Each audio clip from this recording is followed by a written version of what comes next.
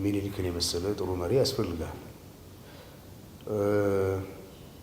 እንደ ቀዳማዊ ኃይለ ሥላሴ ደግሞ የነበሩ ትልቅ ነገስታት በዓለም መንግስታት ጉባኤ ጀምሮ ያደረጓቸው አስተዋጽኦ፣ በዓለም ዙሪያ የነበራቸው ተቀባይነት፣ ለሀገራቸው የሰሩት ተግባራት ሳይደመር ኢትዮጵያ የምንላት ዛሬ ያለችው ሀገር ልትኖር አትችልም።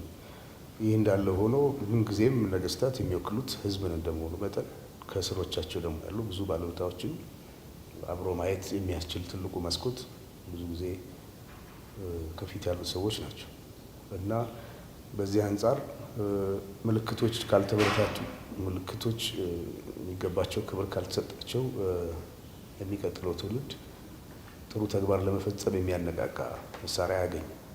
በዚህ ምክንያት ነው። ሁለተኛ ደግሞ አሁን ባለንበት እንግዲህ ያለፉት የተወሰኑ ዓመታት ታሪክ የሚባለው ነገር ኢትዮጵያ ታሪክ እና የኢትዮጵያ ወነት የብሔራዊ ስሜት በብዙ ሁኔታ ፈተና ውስጥ ወድቋል።